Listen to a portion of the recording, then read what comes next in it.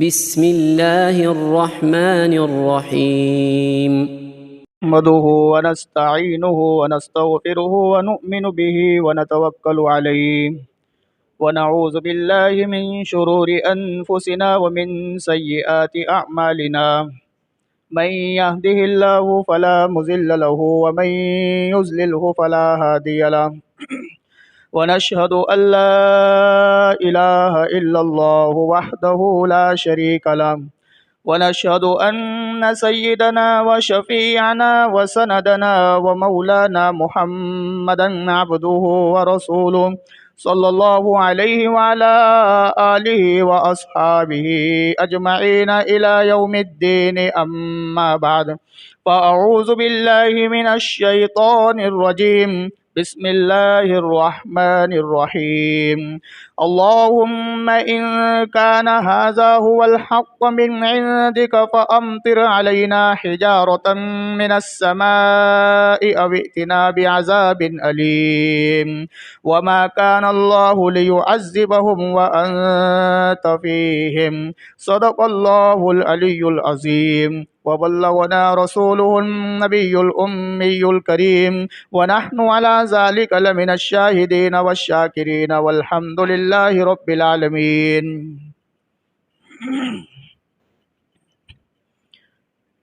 میرے معزز نہایت واجب الاحترام اور اسلام سے تعلق رکھنے والے غیور نوجوان مسلمان بھائیوں اور بزرگوں، میں نے آپ کے سامنے قرآن کریم میں سے پارہ نمبر 9 سورۃ الانفال کی آیت پڑھی ہے۔ اس میں اللہ پاک نے چند مسائل ہمیں بتلائے اور سمجھائے ہیں۔ آپ کے سامنے بڑے اختصار کے ساتھ 4 مسئلے میں عرض کروں گا، آپ توجہ سے سماعت فرماتے جانا۔ میں نے آیت کریمہ پڑھی ہے، وَمَا كَانَ اللَّهُ لِيُعَذِّبَهُمْ وَأَنْتَ فِيهِمْ۔ اے میرے محمد، جب تک آپ کی ذات دھرتی پر رہے گی میں اس وقت تک آسمان سے پتھروں کا عذاب نہیں برساؤں گا۔ میرے دوستو، مشرکین مکہ نے ہمارے پیغمبر کو چیلنج اور تحدی دے کر کے یہ بات کہی ہے، اللہم ان کان ھذا ھو الحق من عندک فامطر علینا حجارۃ من السماء ائتنا بعذاب علیم۔ اے محمد، دین اسلام اگر برحق ہے، دین اسلام اگر سچا مذہب ہے، اے محمد، کفار مکہ کہہ رہے ہیں، اے محمد، دین اسلام اگر سچا مذہب ہے، اگر دین سچائی پر مداومت کرتا ہے تو اللہ سے کہے کہ اللہ ہم پر آسمان سے پتھروں کا عذاب برسائے۔ اگر تو سچائی پر ہے اور ہم اگر باطل پر ہیں تو تیرے خدا سے کہے کہ وہ ہم پر اس دھرتی پر آسمان سے پتھروں کا عذاب برسائیں۔ خدا نے ان کو جواب یہ دیا ہے، وَمَا كَانَ اللَّهُ لِيُعَذِّبَهُمْ وَأَنْتَ فِيهِمْ، کہ یہ کفار مکہ مستحق کے عذاب ہے، لیکن اللہ نے ان پر عذاب نہیں برسایا، ان پر عذاب نہیں برسا کر کے ان پر کرم فرمایا، اور اللہ رب العزت نے ان پر عذاب نہ برسانے کی ہمیں دلیل دی ہے۔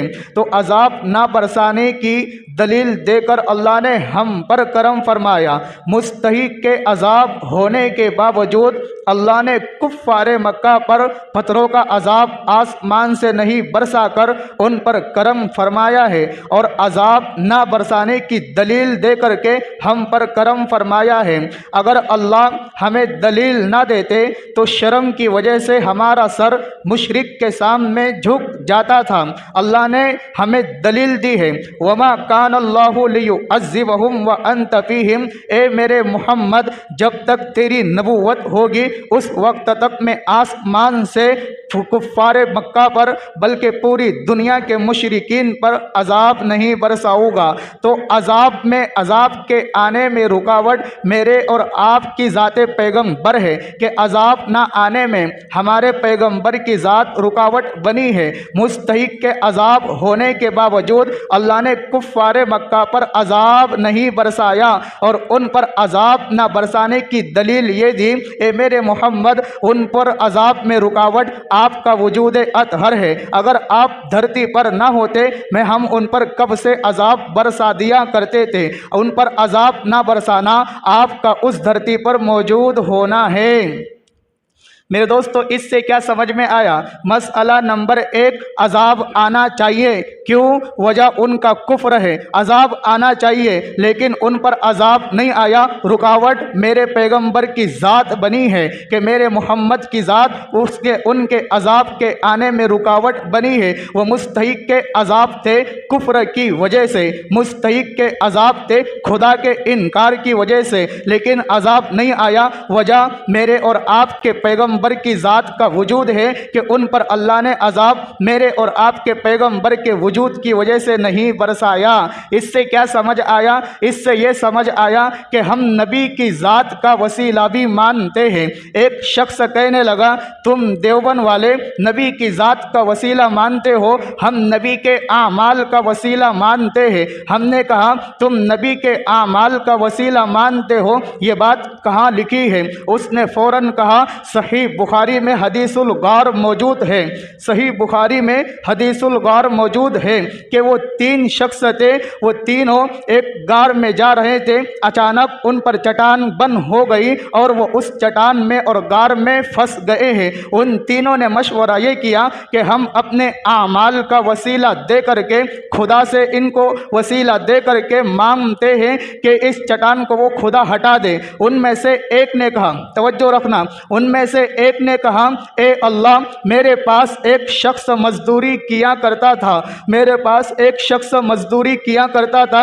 لیکن وہ اپنی مزدوری ایک دن چھوڑ کر کے چلا گیا، میں نے اس کی مزدوری میرے پاس رکھی اور اس کی مزدوری سے میں نے چند بکریوں کا ریوڑ خریدا، پھر وہ بکریوں کا ریوڑ بڑھتا گیا، پھر کچھ مدت کے بعد وہ واپس میرے پاس آیا اور کہنے لگا کہ میری مزدوری اب آپ مجھے عطا کر دیجئے۔ میں نے کہا یہ مزدوری تیری بکریوں کا ریوڑ ہے۔ اس نے کہا اللہ کے بندے مذاق نہ کر، میں نے کہا کہ یہ مزدوری تیری بکریوں کا ریوڑ یہ تیری مزدوری ہے، تو اے اللہ میں نے ان ساری بکریوں کا ریوڑ جو اس کے پیسوں سے میں نے خریدا تھا اس کو میں نے عطا کر دیا۔ اے اللہ اگر آپ کی بارگاہ میں میرا یہ عمل قبول ہے، خدا را اس عمل کا واسطہ جس چٹان میں ہم بند ہوئے ہیں اس چٹان کو ہم سے ہٹا دے۔ چٹان ہٹی لیکن ابھی اتنی نہیں ہٹی تھی کہ وہ تینوں باہر نکل آئے۔ دوسرے نے کہا اے اللہ میں بکریاں چرایا کرتا تھا،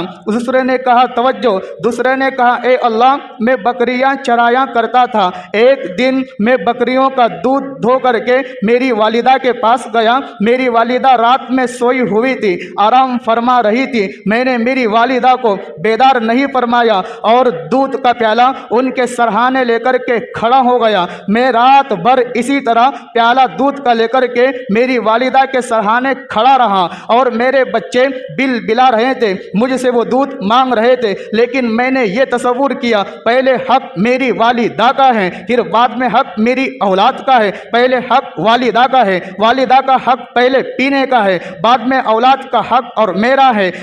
اے اللہ آپ کی ذات گواہ ہے، پہلے صبح کے وقت میری والدہ بیدار ہوئی، میں نے ان کے ہاتھ میں دودھ کا پیالہ تھما دیا ہے، پھر اس کے بعد میں نے اپنے بچوں کو پلایا ہے، پہلے حق میری والدہ کا ادا کیا ہے پھر بعد میں حق میں نے اپنی اولاد کا ادا کیا ہے۔ خدا را اس عمل کا واسطہ اگر یہ میرا عمل آپ کی بارگاہ میں قبول ہے، خدا اس چٹان کو ہٹا دے جس کے اندر ہم بند ہو چکے ہیں۔ میرے دوستو خدا نے چٹان ہٹائی ہے لیکن ابھی کچھ تھوڑی باقی ہے، وہ باہر نہیں نکل سکتے تھے۔ تیسرے نے کہا اے اللہ میں اپنے چچا کی بیٹی پر فریفتہ تھا، میں اپنی چچا کی بیٹی پر عاشق تھا۔ ایک دن اس نے اپنی جسم فروشی کا سودا مجھ سے کر لیا، اے اللہ میں نے اس کو کچھ درہم اور اشرفیہ عطا کر دی، لیکن میں خواہش کے لیے بیٹھ گیا۔ وہ فوراً کہنے لگی، خدا کے بندے میری مجبوری کا فائدہ نہ اٹھا، اس اللہ سے ڈر، میرے گھر میں فاقہ ہے، میری اولاد ہے، بھوک کی وجہ سے بل بلا رہی ہیں، بھوک کی وجہ سے تکلیف میں مبتلا ہے، اے اللہ کے بندے تو اس خدا سے ڈر جا، نہ حق کسی پر ظلم نہ کر، گناہ کا کام نہ کر، اے اللہ میں فوراً آپ کے خوف سے اس وقت ہٹ گیا۔ اے اللہ اگر یہ میرا ہٹ جانا خواہش سے آپ کی بارگاہ میں قبول ہے، خدا را اس عمل کا واسطہ چٹان ہٹا دے۔ میرے دوستو چٹان ہٹ گئی اور وہ تینوں باہر نکل آئے، چٹان ہٹ گئی اور وہ تینوں باہر نکل آئے۔ پھر اس کے بعد میں نے پوچھا اس سے کیا پتہ چلا؟ اس نے فوراً کہا اس سے پتہ یہ چلا کہ نبی کے اعمال کا وسیلہ ہم مانتے ہیں جو صحیح بخاری میں موجود ہے۔ اس نے کہا نبی کے اعمال کا وسیلہ مانتے ہیں، یہ بات کہاں لکھی ہے؟ اس نے کہا یہ بات حدیث میں لکھی ہے۔ میں نے فوراً پوچھا کہ وہ چٹان کس چیز کی تھی؟ کہنے لگا کہ وہ چٹان پتھر کی تھی۔ تو پتھر کی چٹان ان سے ہٹی ہے ان کے اعمال کی وجہ سے، یہ بات حدیث پاک میں موجود ہے۔ ہم دیوبند والے حدیث مصطفیٰ بھی دیکھتے ہیں، ہم دیوبند والے خدا کا قرآن بھی دیکھتے ہیں۔ نبی کے فرمان سے پتہ چلتا ہے کہ نبی کے اعمال کا وسیلہ مانو یا اپنے اعمال کا وسیلہ خدا سے مانتے ہیں تو ان پر پتھروں کا عذاب، چٹان کا عذاب، چٹان جو بند ہو گئی تھی، پتھر کی چٹان ان سے وہ ٹلی ہے ان کے اعمال کا وسیلہ دینے کی وجہ سے۔ تو خدا کا قرآن ہے وما کان اللہ لیعذبہم وانت فیہم، اللہ نے یہ بات بتائی اے میرے محمد یہ کفار مکہ، مشرکین مکہ اپنے کفر کی وجہ سے، اپنے شرک کی وجہ سے، اپنے فسق و فجور کی وجہ سے یہ مستحق کے عذاب ہے، لیکن میں نے ان پر عذاب نہیں برسایا، وجہ آپ کی ذات کا اس میں وجود رہنا ہے، آپ کی ذات ان کے پاس موجود ہے۔ میرے دوستو نبی کی ذات جب دائرہ نبوت میں ہو کبھی بھی اللہ آسمان سے عذاب نہیں برساتے۔ نبی کے دائرہ نبوت سے پہلے نبی کو الگ کر لیتے ہیں، پھر اس مجرم قوم کو اس دائرے میں عذاب دے کر کے ہلاک و برباد کر دیتے ہیں۔ تو خدا کے قرآن سے پتہ چلا کہ ان مشرکین پر عذاب آنا چاہیے کفر کی وجہ سے، لیکن عذاب نہیں آیا نبی کی ذات کی وجہ سے۔ تو خدا کے قرآن سے پتہ چلا ان پر عذاب پتھروں کا ٹلا ہے نبی کی ذات کی وجہ سے۔ تو فرمان مصطفیٰ سے پتہ یہ چلا کہ ان کی پتھر کی چٹان ہٹی ہے ان کے اعمال کی وجہ سے۔ پہلے ہم ذات کا وسیلہ مانتے ہیں جو خدا کے قرآن میں ہے، پھر ہم بعد میں اعمال کا وسیلہ مانتے ہیں جو نبی کے فرمان میں ہے۔ پہلے ذات ہے، ذات کا وسیلہ پہلے مانا، اعمال بعد میں ہے، اعمال کا وسیلہ پہلے مانا، خدا کا قرآن پہلے ہے، ذات کا وسیلہ پہلے مانا، نبی کا فرمان بعد میں ہے، اعمال کا وسیلہ بعد میں مانا۔ میرے دوستو ذرا اور آگے چلتے ہیں۔ مسئلہ نمبر 2 وما کان اللہ لیعذبہم وانت فیہم، مفتی محمد شفیع رحمہ اللہ تعالی معارف القرآن میں اس آیت کے تحت تفسیر تحریر فرماتے ہیں، توجہ رکھنا، اس آیت کے تحت تفسیر تحریر فرماتے ہیں کہ نبی کا دائرہ نبوت کتنا ہے، ہمارے اور آپ کے نبی کا دائرہ نبوت یہ کتنا ہے۔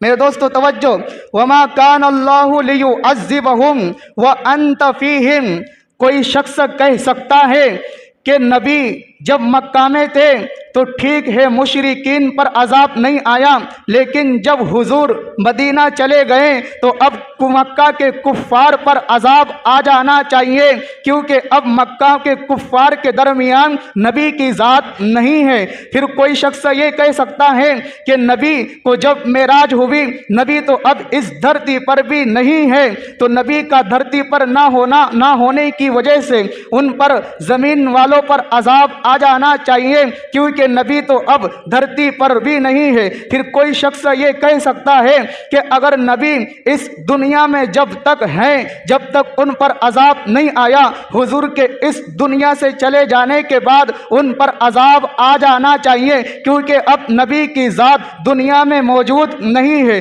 3 اعتراض کیے۔ نمبر 1 اعتراض کہ حضور مدینے میں ہے، مکہ میں تو نہیں ہے، تو پھر مکہ کے کفار پر عذاب آ جانا چاہیے کیونکہ ان کے درمیان نبی کی ذات نہیں ہے، مدینے میں ہے۔ کوئی شخص یہ کہہ سکتا ہے کہ نبی کو معراج ہوئی، اب تو حضور کی ذات دھرتی پر نہیں ہے، ان سارے کفار پر عذاب آنا چاہیے کیونکہ نبی کی ذات عرش پر ہے، ابھی زمین پر تو نہیں ہے۔ کوئی شخص پھر یہ کہہ سکتا ہے کہ نبی جس وقت دنیا میں موجود تھے، قوم پر، مجرم قوم پر عذاب نہیں آیا تو وفات کے بعد عذاب آ جانا چاہیے کیونکہ اب نبی تو اس دھرتی پر موجود نہیں ہے۔ مفتی محمد شفیع رحمہ اللہ ان تمام اعتراض کا جواب دیتے ہیں، وما کان اللہ لیعذبہم وانت فیہم، جب تک میرا محمد فرش پر رہے گا، عرش سے خدا کبھی بھی عذاب نازل نہیں کر سکتا ہے۔ میرے نبی مکہ میں ہے تب بھی انت فیہم ہے، میرے نبی مدینہ میں ہے تب بھی انت فیہم ہے، میرے نبی عرش پر ہے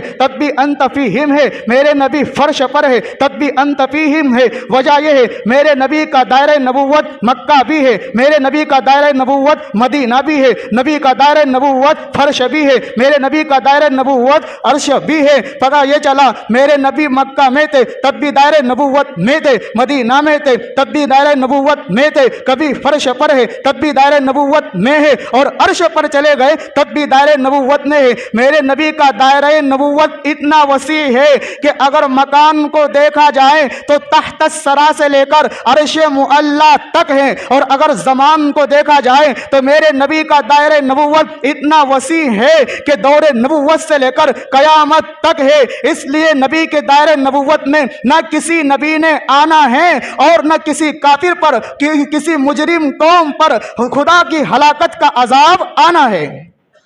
نبی کا دائرہ نبوت عرش بھی، نبی کا دائرہ نبوت فرش بھی، نبی کا دائرہ نبوت مکہ بھی، نبی کا دائرہ نبوت مدینہ بھی۔ میرے نبی کے دائرہ نبوت میں اگر مکان کو دیکھا جائے تحت الثری سے لے کر عرش معلی تک ہے، اور اگر زمان کو دیکھا جائے زمانے کو تو دور نبوت سے لے کر قیامت تک ہے۔ نہ میرے نبی نے دائرہ نبوت سے نکلنا ہے، نہ مجرم قوم پر آسمان سے ہلاکت کا عذاب آنا ہے۔ مفتی محمد شفیع رحمہ اللہ تفسیر معارف القرآن میں یہ بات لکھتے ہیں۔ میرے دوستو، آپ کو ایک فتنے سے آگاہ کرنا چاہ رہا ہوں۔ یہ مسئلہ میں نے کیوں بیان کیا؟ ہمارے نبی کا دائرہ نبوت ایک اصول ذہن میں رکھ لیں۔ اصول یہ ہے، اللہ پاک نے بیان یہ فرمایا، هو الذی ارسل رسولہ بالحق لیظہرہ علی الدین کلہ۔ غلبے کی 2 صورتیں ہیں، ایک غلبہ برہانی ہے اور ایک غلبہ عملی ہے۔ دلیل کا غلبہ، دلیل سے جو غلبہ اسلام کو ملا ہے وہ حضور کے زمانے میں ہو چکا ہے کہ دلیل سے اللہ نے دین اسلام کو غلبہ دیا ہے، اور ایک غلبہ عملی ہے وہ ابھی باقی ہے، جس کے لیے حضرت عیسیٰ علیہ السلام نے اس دھرتی پر آنا ہے، نبی کا امتی بن کر کے آئیں گے تو اس وقت غلبہ عملی ہوگا۔ غلبہ برہانی اور دلیلی تو ہو چکا ہے، میرے پیغمبر کے دور میں ابھی غلبہ عملی باقی ہے، جو قرب قیامت سے قبل حضرت عیسیٰ علیہ السلام نبی کا امتی بن کر آئیں گے، اللہ ان کو غلبہ عملی عطا فرمائیں گے۔ میں یہ عرض کر رہا تھا کہ ایک نبی ہوتا ہے اور ایک نبی کا دائرہ نبوت ہوتا ہے۔ توجہ رکھنا، ایک نبی ہوتا ہے، ایک نبی کا دائرہ نبوت ہوتا ہے۔ حضرت نوح علیہ السلام کی قوم مجرم تھی، اللہ نے ان پر عذاب لایا ہے۔ اللہ نے ان پر عذاب لانے سے قبل جس جگہ پر وہ دائرہ نبوت ہے وہاں سے پہلے حضرت نوح علیہ السلام کو جودی پہاڑ پر لے کر کے گئے ہیں۔ فاستوت علی الجودی وقیل بعدا للقوم الظالمین، پارہ نمبر 12 میں ارشاد فرمایا کہ نوح علیہ السلام کی قوم مجرم تھی، ہم نے ان پر عذاب برسایا ہے۔ ایک اصول ذہن میں رکھ لیں، نبی جب بھی دائرہ نبوت नबूवत में हो, अल्लाह मुजरिम कौम पर कभी भी अजाब नाजिल नहीं फरमाते। जब अल्लाह को अजाब नाजिल करना होता है, पहले उस दायरे नबूवत से नबी को निकाल लेते हैं, नबी को बाहर कर देते हैं, उसके बाद अल्लाह अजाब नाजिल करते हैं। तो दायरे नबूवत में से अल्लाह ने हजरत नूह अलैहिस्सलाम को जूदी पहाड़ पर लेकर गए, उस वक्त उनकी कौम को हलाक किया है। हजरत शुएब अलैहिस्सलाम का दायरे नबूवत ये मदयन है। मदयन वाले मुजरिम कौम थी, नाप तोल में कमी करती थी। हजरत शुएब को मदयन से अलग किया, फिर उनकी कौम पर अजाब नाजिल कर दिया है।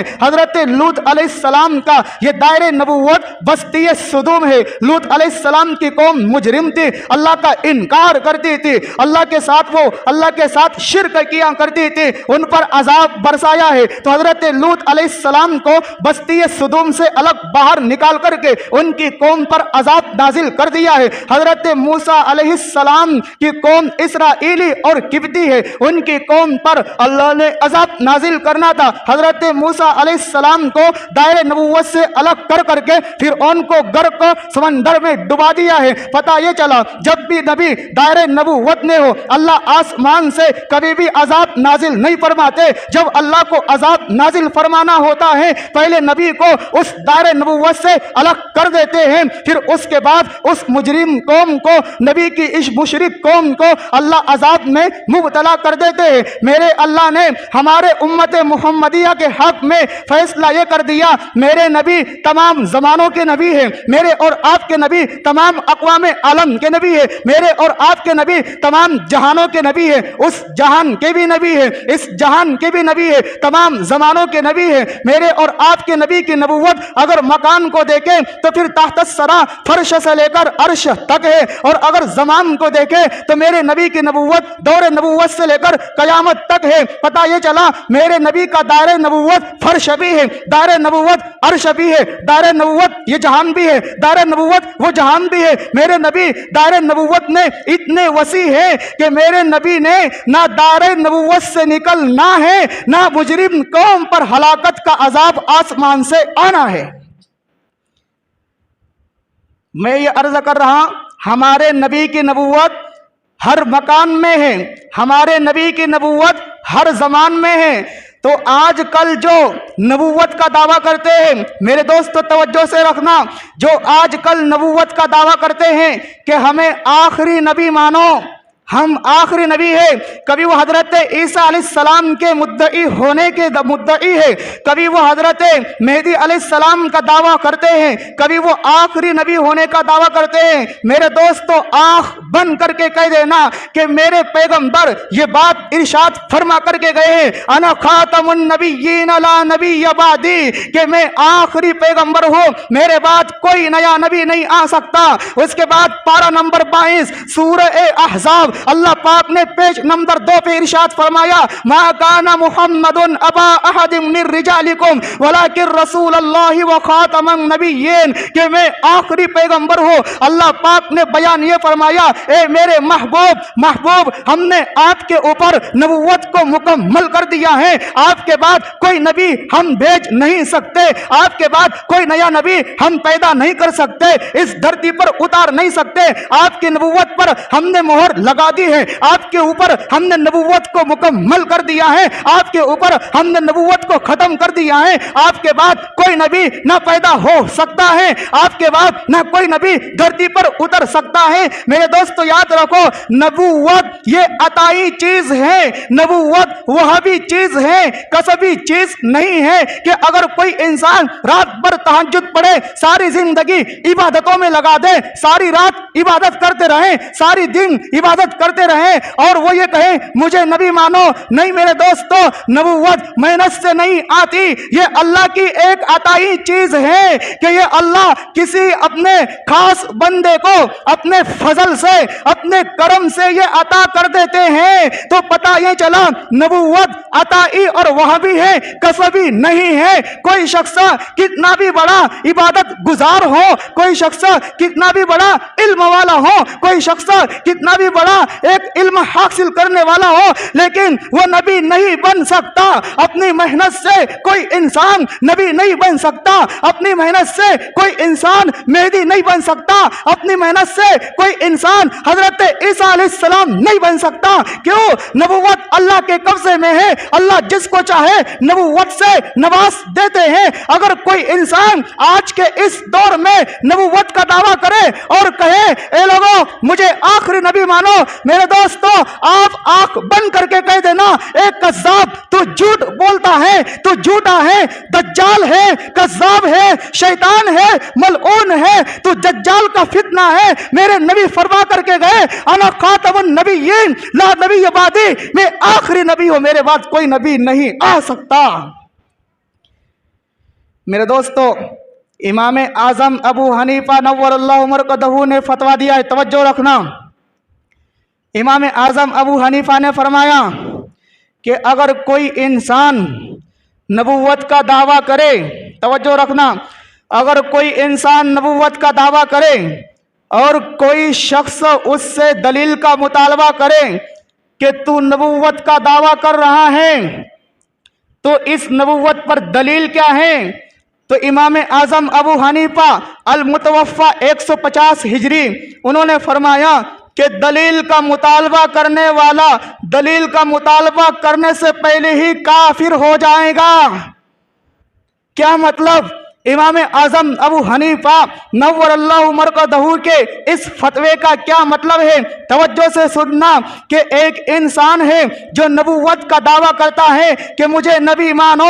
امام اعظم نے فرمایا جس نے نبوت کا دعویٰ کیا اور دوسرے کسی شخص نے اس سے اس کی نبوت پر دلیل کا مطالبہ کیا تو دلیل کا مطالبہ کرنے والا دلیل کا مطالبہ کرنے سے پہلے ہی کافر بن جائے گا. وہ مومن نہیں رہے گا، وہ مسلمان نہیں رہے گا.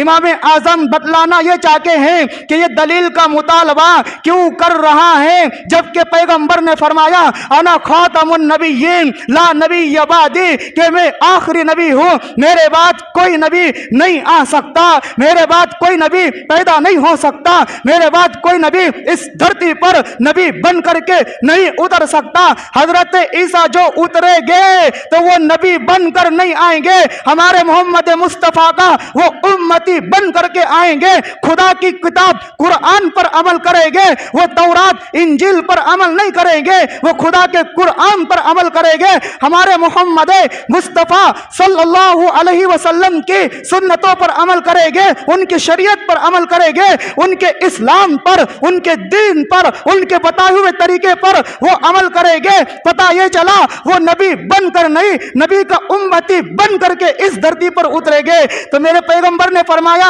امام اعظم ابو حنیفہ کا فتویٰ کہ اگر کوئی شخص نبوت کا دعویٰ کرے دوسرا شخص اس سے دلیل کا مطالبہ کرے تو پھر دلیل کا مطالبہ کرنے والا مطالبہ کرنے سے پہلے ہی کافر ہو جائے گا. فتوے کا مطلب یہ ہے، آپ کو اعتراض ہو رہا ہوگا کہ دلیل کا مطالبہ کرنے والا کافر، کہ وہ انسان نبی ہونے کا دعویٰ کر رہا ہے اور دلیل کا مطالبہ کرنے سے پہلے کافر. میرے دوستو ہاں امام اعظم بیان یہ کرنا چاہتے ہیں کہ ایک انسان نبوت کا دعویٰ کرے تو دلیل کا مطالبہ کرنے والا مطالبہ کرنے سے پہلے ہی کافر. کیوں؟ اس نے دلیل کا مطالبہ کیوں کیا جبکہ میرے پیغمبر یہ بات فرما کر کے گئے. اللہ خود قرآن میں یہ بات واضح فرما دی ہے، ما کان محمد ابا احد من رجالکم ولیکن رسول اللہ و خاتم النبیین، آخری نبی ہے، اس کے بعد کوئی نیا نبی نہیں آ سکتا. پیغمبر نے فرمایا انا خاتم النبیین لا نبی بعدی، آخری نبی ہوں، میرے بعد کوئی نیا نبی اس دھرتی پر پیدا نہیں ہو سکتا، اللہ اس کو بھیج نہیں سکتے ہیں. تو پھر جب نبی واضح الفاظ میں یہ بات ارشاد فرما کر کے گئے کہ کوئی نبی نہیں آ سکتا تو پھر یہ دلیل کا مطالبہ کیوں کر رہا ہے؟ دلیل کا مطالبہ کرنا اس بات کی علامت ہے، اس بات کی دلیل ہے کہ یہ نبی کے آنے کا امکان رکھتا ہے اور نبی کے آنے کا امکان رکھنا بھی کفر ہے. نبی کے آنے کا امکان رکھنا بھی کفر ہے. میرے دوستوں शकील बिन हनीफ ने हमारे इस हिंदुस्तान में नबूवत का दावा किया है। आपको फितने से आगाह करना जरूरी है और इस मीडिया के जरिए से पूरी दुनिया के मुसलमानों को यह पैगाम देना चाहता हूं कि हमारे इस मुल्क में शकील बिन हनीफ ने नबूवत का दावा किया है।